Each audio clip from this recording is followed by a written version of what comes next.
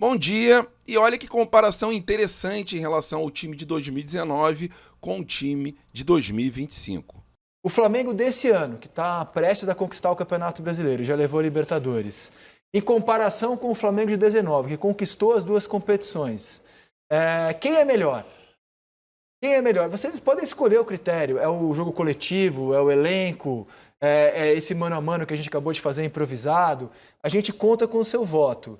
A gente vai comparar aqui, vamos lembrar, vamos reviver aquele Flamengo do Jesus, que é dono da melhor campanha da história dos pontos corridos, com esse Flamengo de 25 que está em vias de igualar o feito daquele Flamengo de 19 e o feito do Botafogo do ano passado também. Primeiro, eu acho assim, quando a gente compara os elencos, eu acho que não tem muita dúvida que o Flamengo desse ano tem mais opção do que o Jesus tinha. Isso pode fazer diferença no Mundial, inclusive, porque faltou elenco para aquele Flamengo de 19 quando o Jesus precisou fazer trocas naquela final contra o Liverpool. Então, por favor, já colocando os elencos na tela, eu acho que não tem muita dúvida de que o Flamengo desse ano, quando você olha os reservas desse ano, por exemplo, o Flamengo trouxe para a lateral direito o Emerson Royal. Até acho que foi um exagero pagar 8 milhões de euros no Emerson Royal, mas trouxe. Tinha o Rodinei como principal opção ao Rafinha. Esse ano de zagueiro reserva você tem o Danilo, né, um jogador de seleção brasileira. Você não tinha um zagueiro desse nível para substituir Rodrigo Caio ou Pablo Mari. De lateral esquerdo, para substituir o Alexandro, o Flamengo tem hoje dois jogadores que chegaram às seleções. O Vinha, que é da Celeste, e o Ayrton Lucas, que já foi convocado para a Brasileira. O René era a opção ao Felipe Luiz. Para o lugar dos volantes, por exemplo, você tem jogadores de seleção, como o Saúl, De La Cruz, e o Flamengo... Naquele ano não tinha o Pires da Mota, por exemplo, como principal opção. Paraguaio, né, para o meio campo. Tinha o Diego como uma opção ali para jogar de volante, inclusive ele entrou assim na final da Libertadores, e como opção também o Arrascaeta. O Reinier era a opção Everton Ribeiro. Compara com hoje, Plata, Luiz Araújo, Cebolinha, Michael. De centroavante tinha o Gabigol, numa fase exuberante. Agora tem o Pedro. Mas de opção você tem... Hoje o Bruno Henrique para jogar ali, você tem o Wallace, você tem o Juninho. Até acho que as opções para centroavante não são lá essas coisas esse ano. Você tinha o Berril. Mas em termos de opção de elenco, eu não tenho muita dúvida em cravar que esse é mais recheado que 19. E dá para provar isso na final. Na final contra o River Plate, o Flamengo perdendo o jogo, não estava fazendo uma grande partida e o Jesus foi no talo com todos os jogadores praticamente até o final do jogo. Acho que ele só bota o Diego ali no finalzinho e não sei se ele bota mais alguém.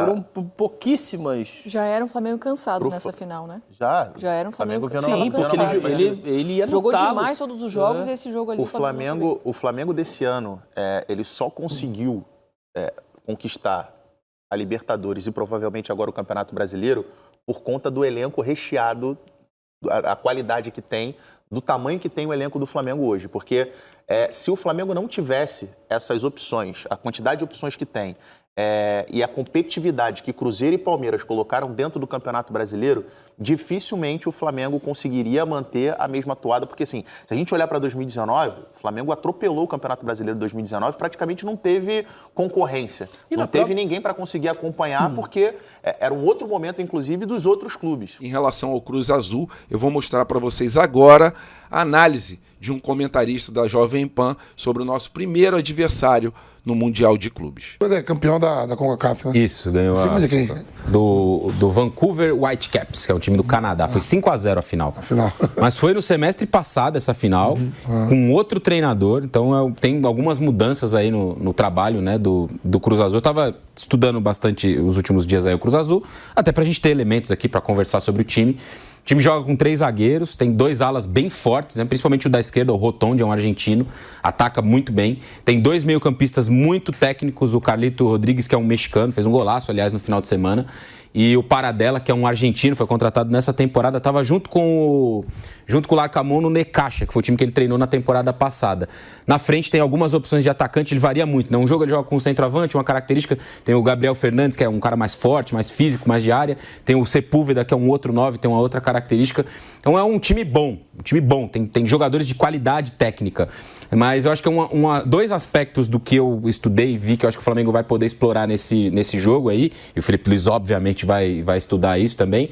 É um time muito frágil defensivamente, sofre muitos gols. O Cruz Azul sofreu 22 gols em 19 jogos nesse torneio Apertura. Uma boa, né? Um time muitas vezes vazado, só 6 vezes passou sem sofrer gols, toma muito gol. E a bola parada do Cruz Azul, que é uma ótima notícia pro Flamengo, pro Felipe Luiz, é uma bola parada frágil. O time toma muito gol de escanteio. E o Flamengo tem um escanteio muito bom, fez um gol do título de Libertadores de escanteio. Então acho que esses são alguns elementos, né, que deu para pensar vendo alguns jogos, estudando, procurando algumas informações sobre o Cruz Azul para esse jogo contra o Flamengo, aspectos que o Flamengo vai poder, obviamente, explorar também. Bem interessante essa análise aí sobre o Cruz Azul, né? Pontos fracos, pontos fortes do time que a gente vai enfrentar na primeira partida do Mundial de Clubes. E um jogador da NBA, ele colocou um manto sagrado, fez um clipe num programa lá dos Estados Unidos e, lógico, a nação rubro-negra, ela repercutiu muito esse jogador com a camisa do Flamengo, com o manto sagrado, e esse programa americano, eles ficaram de boca aberta com o tamanho do flacentrismo rubro-negro. Vamos dar uma olhadinha, até botei na capa ali uma imagem relacionada ao Flamengo ser o centro do universo, né, Leila? I should say. I asked Joel a question about life. So we post the clip, and he gives I think, a pretty well-rounded answer to that. But he was wearing a Flamengo, which is a Brazilian, to a lot of people, the Brazilian Flamengo soccer club. And the English language account for Flamengo posts the screen grab from the video, but more pertinently, through the power of the internet, a retweet would have been nice. All I'm saying. That's all. I knew Brazilian soccer fans are super passionate, and Flamengo is the biggest club in Brazil. They're based out of Rio, so they have millions upon millions of fans. But we get sent like the most insane and hilarious memes. Many of them in Portuguese, by the way. So I saw memes that I've seen before. So Andrew's posted some of them now. Flamengo mentioned. We got one that was, if you guys have seen the astronauts, the always has been, we got sent that meme, but in Portuguese with the logo for Flamengo on Earth. There was I think it was the solar system with Flamengo at the center of the universe. And there were a lot of phrases in Portuguese that I don't speak, so I can't speak to these things. I understand Portuguese. Calling them the colossal Flamengo. And so I just wanted to make sure. Here you go. Holy shit, is that a motherfucking Flamengo reference? These people were so fired up, and rightfully so. I believe they won a huge tournament in South America over the weekend, Libertadores. As far as I understand, Joel inherited Flamengo fandom through his family. His wife is Brazilian, and a lot of his extended family in-laws are fans of the club. So we just wanted to shout out our friends who root for Flamengo. Not to take sides. We love all our Brazilians, but if we have to pick sides, it's the people who showed up and said, showing up for you on social media. So é uma sensação que os antes nunca terão, né? É o tamanho da nação rubro-negra e até a NBA se rendendo à grandeza de uma nação, de um clube, que é muito mais do que um clube, na verdade é uma religião. E lógico, hoje tem Flamengo versus Ceará. A partida terá transmissão da Globo e vamos dar uma olhadinha na provável escalação do Flamengo, segundo o Globo Esporte, com a volta do Plata como titular. Flamengo deve ir a campo com o goleiro Rossi no gol, Danilo e Léo Pereira na zaga, Varela e Alexandro na parte ali das laterais, Pulgar, Jorginho e Arrascaeta no meio campo e no comando de ataque, Plata como centroavante, Carrascal e Bruno Henrique. Esse é o provável time rubro-negro para essa decisão. Para quem não sabe, o Flamengo precisa dos 3 pontos para se sagrar Enia campeão. Enia dentro do campo, tá? Não é fora do campo não, como alguns clubes já receberam aí títulos da CBF por fax. É dentro de campo. Maracanã estará lotado e caso o Flamengo vença essa partida e se sagre campeão do Brasileiro, o Flamengo colocará um time reserva contra o Mirassol. O Mirassol que venceu ontem o Vasco. Vasco que ainda tem o risco ali de cair para a segunda divisão, mesmo sendo muito difícil. A esperança é a última que morre.